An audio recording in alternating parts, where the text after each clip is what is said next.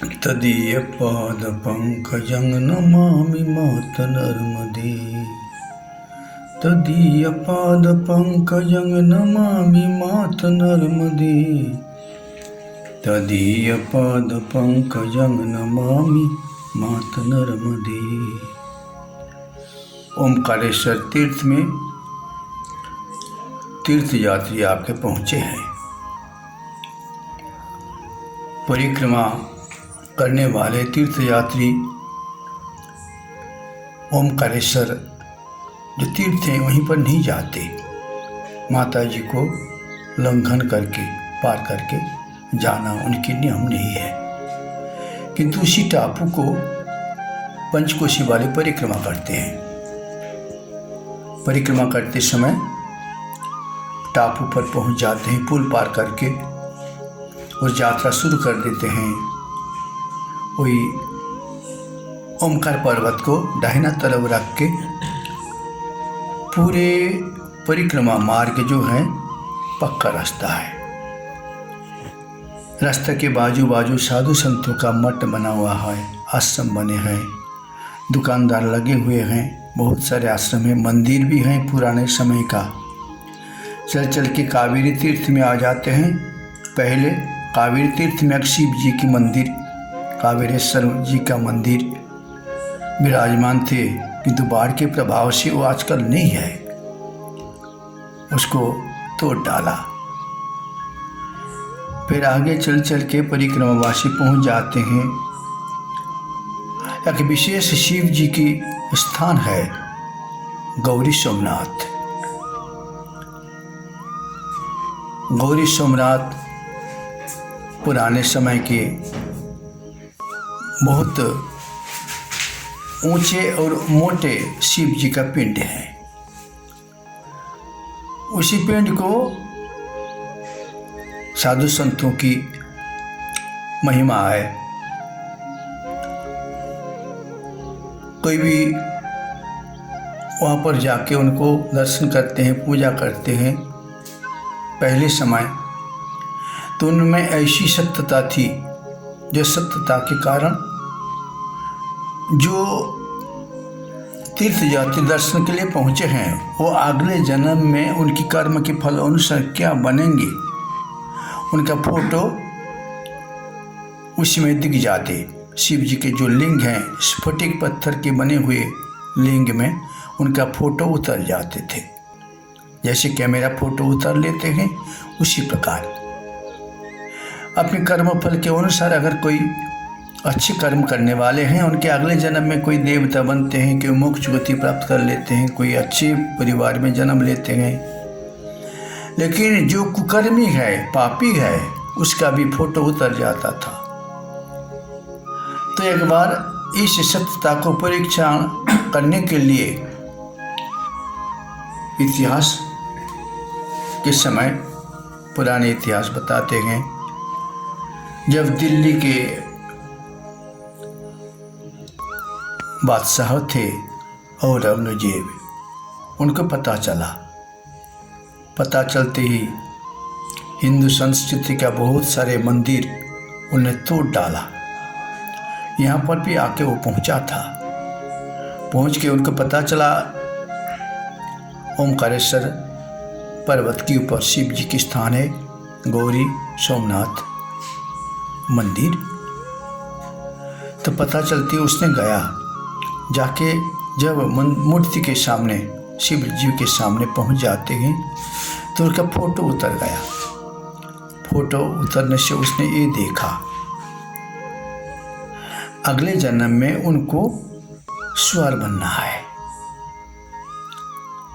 इस प्रकार उनका फोटो उतर गया।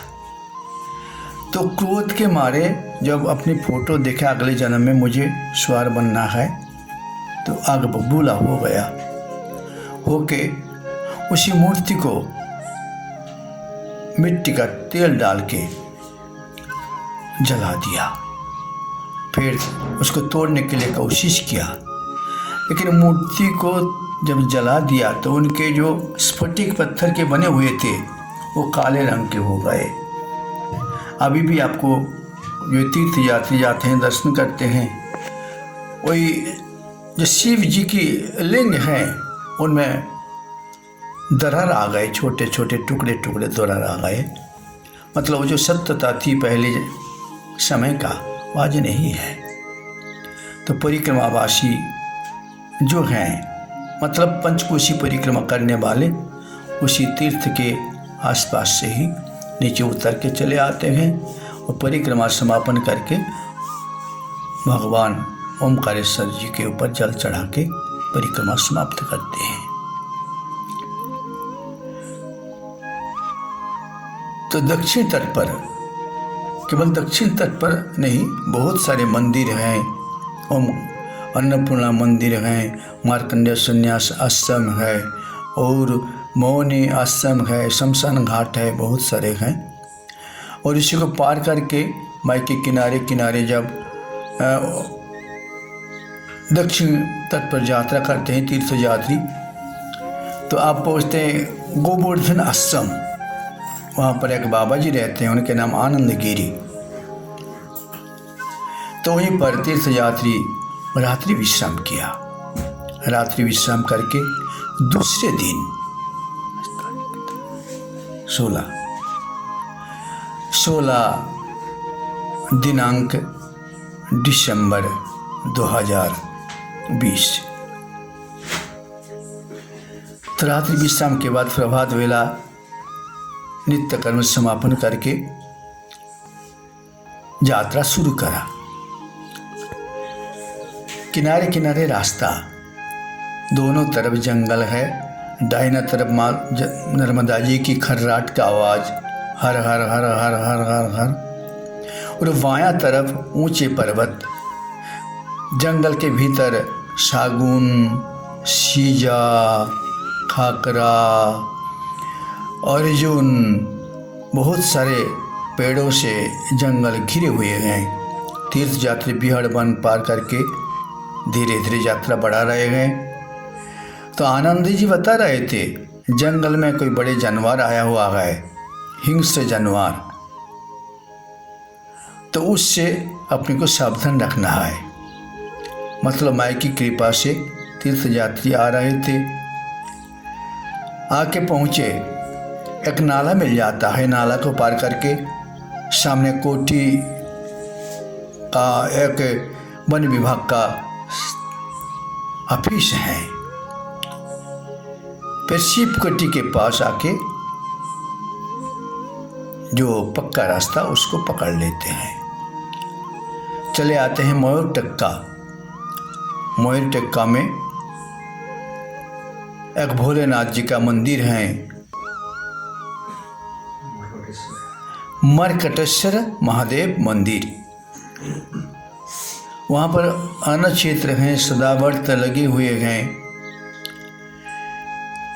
तो जो सरबराहकार है एक माता जी, उनने अपने को राशन पानी दे दिया। वहाँ पर भोजन प्रसादी बनाया, विश्राम करके फिर यात्रा शुरू किया। कहीं पक्का रास्ता होके और कहीं देहाती रास्ता गड़बाट होके तीर्थ यात्री चलते हैं। लेकिन रास्ते के आजू बाजू किसानों की खेत मिल जाता है, चना, कहीं गेहूँ, कहीं तरह तरह के फसलों का खेत मिलते हैं। नर्मदे हर नर्मदा धुन, जो किसान लोग खेती का कर रहे हैं वो भी अपने को नर्मदे हर धुन सुनाते रहते हैं। फिर ये भी देखा गया आज भी यहाँ के किसान लोगों ने बैल जोत के खेती करने के लिए लगे हुए हैं, ये भी देख लें। लेकिन कोई भी हो, रास्ते में जाते हैं तो लोगों ने अपने को नर्मदेहर करने के लिए साधु बात बताते हैं। तो कटार गांव में आके पहुँचे। कटार गांव में माँ के किनारे बिल्कुल एक आश्रम है। आश्रम में कोई साधु संत आ जाए तो उनका भी सेवा करते हैं। तो वहाँ पर चले आए, आके पहुँचे रात्रि विश्राम के लिए टूकसर में गौघाट आश्रम, गौमुख मंदिर है माँ नर्मदा जी के बिल्कुल किनारे। लेकिन आज की यात्रा में ये अपने को मिला, माता जी जहाँ किनारा के सटे हुए दर्शन करते करते परिक्रमावासी इस आश्रम में रात्रि विश्राम किया। ओम श्री परमात्मने नमः। तदीय पाद पंकजं नमामि मात नर्मदे, तदीय पाद पंकजं नमामि मात नर्मदे, तदीय पाद पंकजं नमामि मात नर्मदे। हर हर नर्मदे हर। श्री परमात्मने नमः।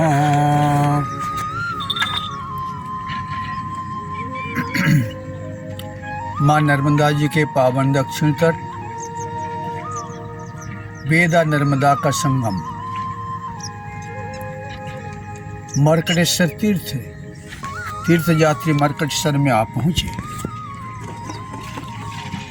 मर्कटेश्वर तीर्थ में ये आपको देखने के लिए मिलेंगे बड़े बड़े पत्थर के बीच में ही एक निश्चित पत्थर है जिसको मर्कटेश्वर नाम से लोग जानते हैं। जो जानते हैं वहीं पर जल में तैर के चले जाते हैं, वहीं पर पूजा करते हैं, अभिषेक करते हैं। तो मर्कटेश्वर तीर्थ क्यों नाम पड़ा, इसके बारे में प्राचीन एक कथा है। जो कथा इस प्रकार है, साधु संतों ने इसको कहा करते हैं। एक राजा थे प्राचीन काल में। राजा थे बड़ी प्रकृति प्रेमी। प्रकृति के प्रति उनकी लगाव होने से उन्होंने कभी कभी जब उनके मन में आ जाए परिवार के साथ माँ नर्मदा जी के किनारे आप पहुँचते हैं। एक बार उन्होंने अपनी सेना मंडल के साथ अपनी रानी जी को लेके माँ नर्मदा जी के इसी स्थान पर आ पहुँचे। उसी समय प्रकृति इतनी सुंदर जब मंडित थे, तरह तरह के फूल खिले हुए थे, झाड़ पेड़ों में हरियाली आ गई थी। उसी समय सेना मंडल को अपने थोड़ा ऊपर बैठाल के राजा और रानी माँ दोनों जने आ पहुँचे माँ नर्मदा जी के किनारे, जहाँ पर कोई पावन तीर्थ है। रानी माता जी उन्होंने थक गई थी। पत्थर के ऊपर चलते चलते थकी हुई अवस्था देख के राजा ने कहा, आप तो यहीं पर थोड़ी देर तक विश्राम कर लो, सुस्ता लो, मैं प्रकृति माँ नर्मदा जी को दर्शन करके अभी लौट के आ रहा हूँ। तो राजा वन मंडल में प्रवेश कर गए और उतनों में रानी माँ अपनी प्रकृति अपनी नजरों से देख रही थी। बहुत सारे शिल्पी हैं जो पत्थर से ही मूर्ति बनाने वाले हैं। बकावा गांव में नर्मदेश्वर शिव यहाँ से बना के बाहर भेज रहे हैं। बहुत सारे फैक्ट्री जैसे हैं, मिस्त्री लोग लगे हैं मूर्ति बनाने में। माई के किनारे गांव की अवस्थित है। अब बकावा गांव से आगे यात्रा किया। आगे यात्रा करके आगे पहुंचे। करीब सूर्यास्त होने वाले थे। माई के किनारे किनारे कहीं कहीं गांव मिल जाते गए। गांव के मध्य से अपन लोग चलते गए। तो खेती करने वाले किसान लोग, इधर की खेती का दूसरे टाइप का है। कहीं अदरक लगा हुआ है, कहीं केला तो बहुत ही है। पपीता का खेत है। तक पपीता वालों ने रोक लिया बाबा जी अब बैठ जाओ। उन्होंने पपीता अमान्य करके परिक्रमावासी को पेट भर जितनी इच्छा खाओ, फिर हाथ में भी एक पकड़ा दिया, पपीता ले जाओ। फिर वहां से चले आए तेली भटियान, एक बहुत सिद्ध मूर्ति साधु रहते गए, सियाराम दास जी उनके नाम है। बहुत उम्र हो गए, यहाँ के भक्त लोगों का अनुमान है 100 साल से अधिक है। पीपल के झाड़ हैं, माई आश्रम के बिल्कुल समीप ही माई प्रवाहित है। माई की जलधारा इस पार उस पार सटे हुए हैं। क्यों न हो, सामने महेश्वर बंधन बंधा हुआ है। तो बाबा जी के दर्शन करने की बड़ी इच्छा है। साधुनाम दर्शनम पुण्यम तीर्थभूतानि साधवा। साधु संतों का दर्शन करना तीर्थ दर्शन के बराबर होता है। काले भवन्ति तीर्थानि, कभी जाके तीर्थ का फल अपने को मिलेगा, लेकिन साधु का समागम मात्र से ही उसका फल मिल जाते हैं। बाबा जी को दर्शन करने के लिए जब प्रस्ताव रखा तब भीतर उन लोगों ने पहुंचा दिया। बाबा जी भीतर एक तख्त के ऊपर विराजमान थे। सामने हनुमान जी की मूर्ति है। बहुत सारे दर्शनार्थी बाबा जी के सामने विराजमान है। बाबा जी को देखा, सारे शरीर में भस्मी रमा हुआ है। केवल कौपिन बंत खलु भाग्यवंत, कौपिन धारण करके विराजमान है। उनके हाथ में रामायण है और रामायण पाठ कर रहे हैं। कितनों लोग आए गए, किसी को देखना ही नहीं है, केवल रामायण के ऊपर उनका ध्यान है। और पास में राम कीर्तन कर रहे हैं। सिया राम जय सिया राम कीर्तन हो रहे हैं। निकल के आ रहे थे, जो वहाँ का प्रबंधक है उनने रोक लिया। सदाव्रत हैं बाबा जी, जब बाहर रहते हैं तब सदाव्रत सभी के अपने हाथों से बांटते हैं। आज देखा विपरीत, बाबा जी के हाथ में रामायण जी हैं और सदाव्रत बांट रहे हैं दूसरे लोग। कितनी सुंदर संतों का व्यवस्था है। दर्शन करके रात्रि विश्राम के लिए आगे जगह पूछा तो पता चला आगे गौशाला है, गौशाला में व्यवस्था है। करीब 1.5 किलोमीटर रास्ता तय करके गौशाला में पहुंचा। गौशाला में बहुत सारे सदाव्रत तीर्थयात्री आसन लगा के बैठे गए। महात्मा जी बाहर भक्त के साथ बातचीत कर रहे हैं। आश्रमिक तो आसन लगा लिया और रात को मतलब संध्या के समय आरती जब कर रहे थे बाबा जी लोगों ने, तीर्थयात्री बहुत सारे दल थे, आपस में आप होड़ लगा रहे थे। किसी का गले की आवाज़ कितनी हो, जय जगदानंदी जय आनंद करणी। लेकिन कितनी माई के प्रति भक्ति है, माई के प्रति श्रद्धा होते ही महाराष्ट्रियन लोग बहुत हैं। मध्य प्रदेश रास्ते में देखा आ रही हैं। राजस्थान के से ही 2 माई, केवल दोनों ही हैं, परिक्रमा में आ रही हैं। रास्ते में मिले थे तो रात्रि विश्राम किया। प्रभात काल अंधेरे अंधेरे में जितने भी तीर्थ यात्री थे सवेरे स्नान कर लिया। आकाश मंडल में तारे दिख रहे थे। अंधेरा छाया हुआ है, स्नान बना लिया। कोई जाप कर रहे हैं, कोई ध्यान कर रहे हैं, कोई पाठ कर रहे हैं। करते करते सवेरा होते ही सारे तीर्थ यात्री निकल पड़े। वही अन्न क्षेत्र के नाम है रामकृष्ण घरी अन्न क्षेत्र, भटियान, बुजुर्ग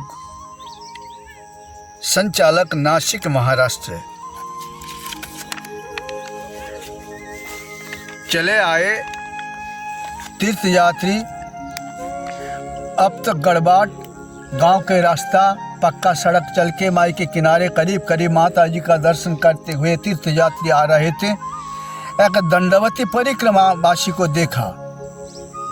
परिक्रमा उन्होंने ओमकारेश्वर से उठा रहे हैं, जो दंडवत कर रहे हैं। 25 तारीख को उन्होंने परिक्रमा शुरू किया था, आज 16-17 हो गया, आ रहे हैं। इतनी ही रास्ता ओमकारेश्वर गोमुख से शुरू किया था।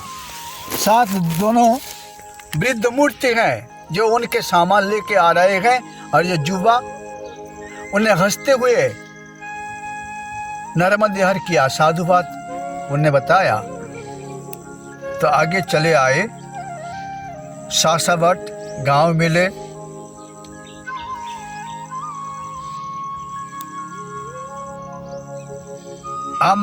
अमलासा एक गांव मिला, लेपा गांव मिला,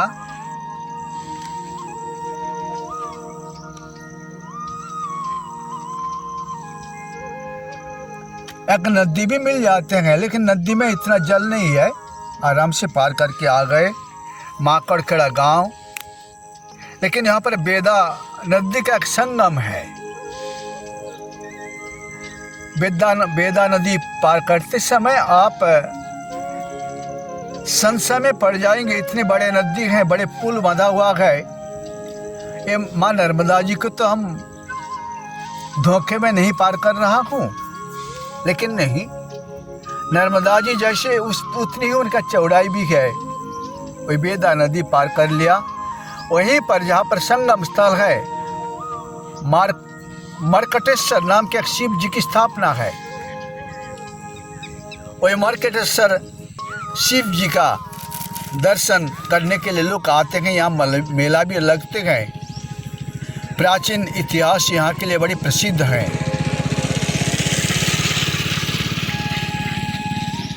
ओम श्री परमात्मने नमः। तदीय पाद पंकजं नमामि मात नर्मदे, तदीय पाद पंकजं नमामि मात नर्मदे।